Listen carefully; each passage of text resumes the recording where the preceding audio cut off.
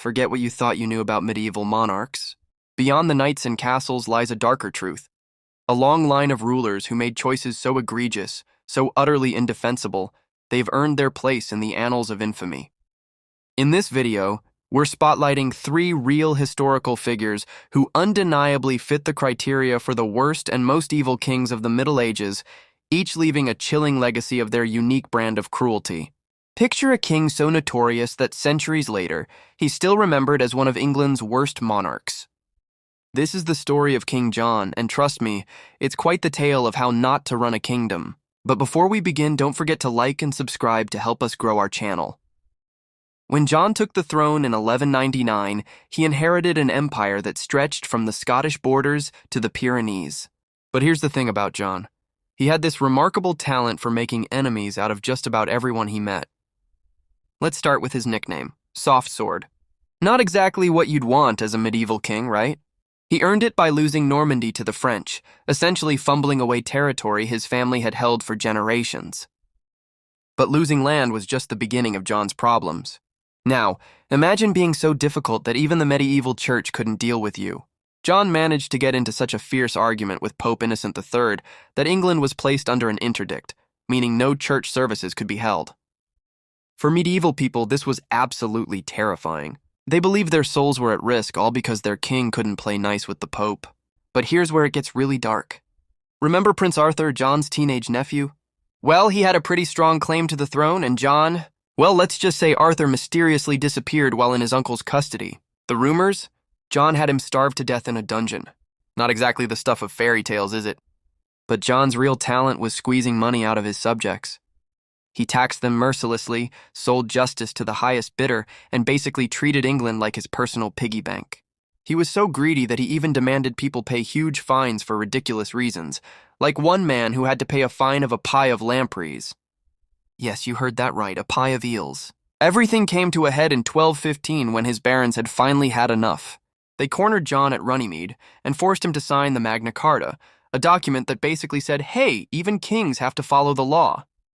It was a humiliating moment for John, but a landmark moment for human rights. You know what's really ironic?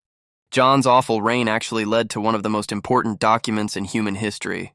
The Magna Carta became the foundation for many modern legal systems, including the U.S. Constitution. So in a weird way, by being such a terrible king, John accidentally helped create something revolutionary. When John died in 1216, reportedly from eating too many peaches, though some say he was poisoned, the chroniclers didn't exactly write glowing obituaries. One even wrote that, hell itself is defiled by the presence of John. Ouch. So next time you're having a bad day at work, just remember, at least you're not King John, the man who managed to lose an empire, anger the Pope, possibly murder his nephew, and become so universally disliked that he forced the creation of constitutional law. Now that's what I call a legacy. Don't forget to like and subscribe to help us grow our channel. In the misty shadows of medieval Eastern Europe, there exists a tale so chilling, it is echoed through centuries. The story of Vlad III Dracula, Prince of Wallachia, a ruler whose name would become synonymous with terror and brutality. But before we begin, don't forget to like and subscribe to help us grow our channel. Picture, if you will, the year 1448.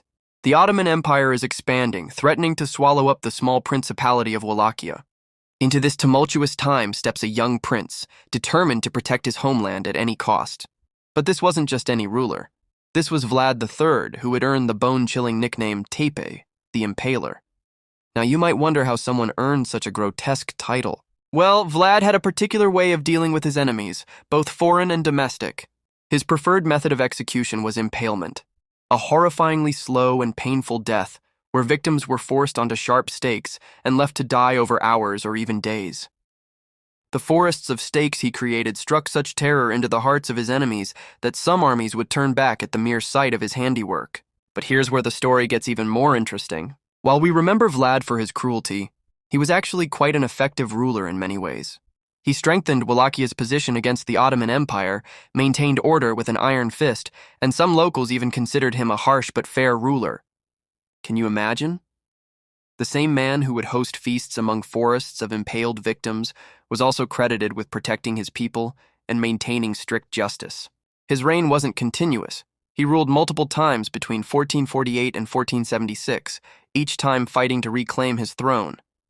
The political landscape of medieval Eastern Europe was like a deadly game of chess, and Vlad proved to be a master player, albeit one who left a trail of blood in his wake. Perhaps the most fascinating aspect of Vlad's legacy is how it has evolved over time. While he was certainly brutal, even by medieval standards, his reputation grew to mythical proportions.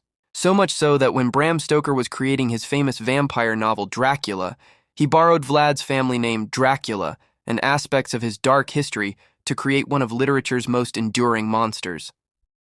This complex figure, warrior, ruler, and architect of nightmares, reminds us that history isn't always black and white. Sometimes the line between protector and monster becomes blurred, and in the shadows of that gray area, legends are born. Vlad III. Dracula's reign may have ended in 1476, but his impact on our collective imagination lives on, a testament to how real-life horrors can become the stuff of eternal legend. Don't forget to like and subscribe to help us grow our channel. Picture Moscow in the 16th century, a city of wooden churches, bustling markets, and at its heart, a ruler whose name would send shivers down the spine of history, Ivan the Terrible. But before we begin, don't forget to like and subscribe to help us grow our channel. You might think his nickname came from his achievements or military prowess, but the story is far darker. Ivan IV became Russia's first Tsar, but his legacy is stained with blood and tragedy that would make even the most hardened historian pause.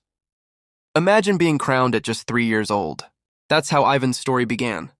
But growing up in the brutal world of Russian politics wasn't kind to the young ruler.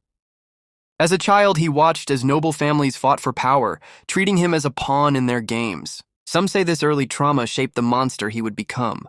At first, things looked promising. When Ivan took real power at 16, he modernized Russia's legal code and expanded its territories. He wasn't just terrible, he was terribly effective. But then something changed. Some historians point to the death of his beloved first wife, Anastasia, as the moment darkness truly took hold of him. What followed was one of history's most notorious reigns of terror, the Oprichnina.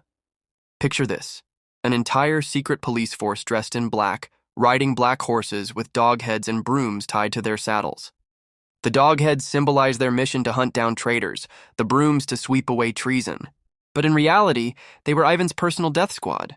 Cities that Ivan suspected of disloyalty faced unspeakable horrors. Novgorod, one of Russia's most prosperous cities, saw thousands of its citizens drowned in the icy Volkhov River. Noble families who had served Russia for generations were wiped out on Ivan's paranoid whims. But perhaps the most chilling tale of Ivan's rage came when he struck his own son, his heir, with a staff during an argument. It was a moment of fury that would haunt him forever, as the prince died from his wounds days later. Imagine the weight of knowing you killed not just your son, but Russia's future. When Ivan finally died in 1584, he left behind a country traumatized by his reign. The irony? His attempts to strengthen Russia through terror actually weakened it, leading to a period of chaos known as the Time of Troubles. Ivan the Terrible's story serves as a haunting reminder of how power, paranoia, and unchecked authority can transform a person and a nation. His legacy echoes through Russian history, a cautionary tale of how even those meant to protect their people can become the very thing they should guard against. In the end, Ivan's story isn't just about a terrible ruler, it's about how personal demons can become national nightmares, and how the wounds inflicted by leaders can take generations to heal. Don't forget to like and subscribe to help us grow our channel. Thank you for watching, and ring that bell to receive notification on new videos.